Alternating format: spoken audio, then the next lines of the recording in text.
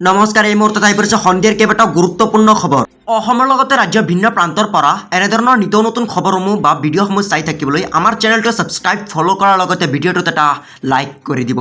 ইয়াৰে প্ৰথমটো খবৰ হ'ল গোলাঘাটত হোৱা ঘটনাই জোকাৰি গৈছে সমগ্ৰ বিশ্ব। মাননীয় মুখ্যমন্ত্ৰী ডক্টৰ হিমন্ত বিশ্ব শৰ্মাক প্ৰমাণ কৰি দিলে যে লাভ জেহাদ যে সত্য এই কথাটো। গোলাঘাট কাণ্ডক লৈ ডক্টৰ হিমন্ত বিশ্ব শৰ্মাই কেইবাটাও মন্তব্য কৰিছে। তেওঁ কৈছে যে অসমত বহুতো সংস্কৃতিৰ পাৰ্থক্য আছে। লগতে তেওঁ কয় যে অসমত এটা ধৰ্মৰ লগত আন এটা ধৰ্মই বিবাহ পাশত কৰোৱাৰ পূৰ্বে এশবাৰ ভাবি লওক। গোলাঘাটত উপস্থিত হৈ মুখ্যমন্ত্ৰী ডক্টৰ হিমন্ত বিশ্ব শৰ্মাই এই মন্তব্য কৰিছে। মুখ্যমন্ত্ৰী কৈছে, আমি লাভ জেহাদ বুলি ক'লে বহুতো মানুহে মন্তব্য কৰে। হিন্দু ধৰ্মাৱলম্বী লোকসকল আৰু হিন্দু আৰু মুছলিম লোকসকলৰ মাজত লাভ জেহাদ বুলি বহুতো পাৰ্থক্য আছে। সংস্কৃতিৰো বহুতো পাৰ্থক্য আছে। এতিয়া দিব ওলাইছো পৰৱৰ্তী খবৰ। ভূপেন বৰাক গ্ৰেপ্তাৰৰ দাবী। ভূপেন বৰাই হিন্দু সনাতন ধৰ্মক অপমান কৰিছে ভূপেন বৰাই। ডক্টৰ হিমন্ত বিশ্ব শৰ্মাই কৈছে যে ভূপেন বৰাৰ বিৰুদ্ধে যদি কোনো গোচৰ আহে তেনেহ'লে লগে লগে গ্ৰেপ্তাৰ কৰা হ'ব ভূপেন বৰাক। ভূপেন বৰাৰ বিৰুদ্ধে এজাহাৰৰ বৰষুণ হৈ পৰিছে।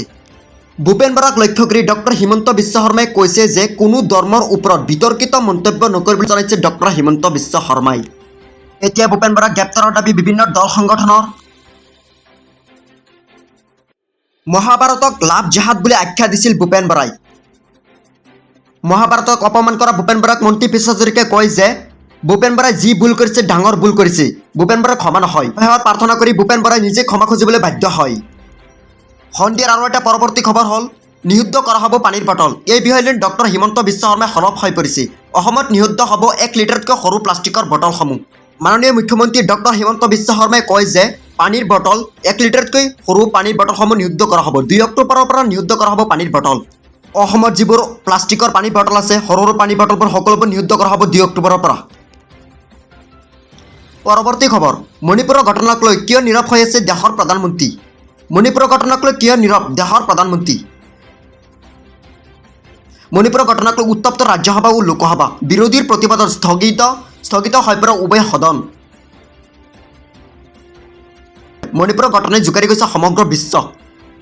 আৰক্ষীৰ জালত মণিপুৰৰ ঘটনাৰ মূল অভিযুক্ত হুইৰাণ হিৰোদা মেইটেক আটক কৰা হৈছে। মণিপুৰৰ সংঘটিত হোৱা মূল অভিযুক্তক আটক কৰিছে আৰক্ষীয়ে।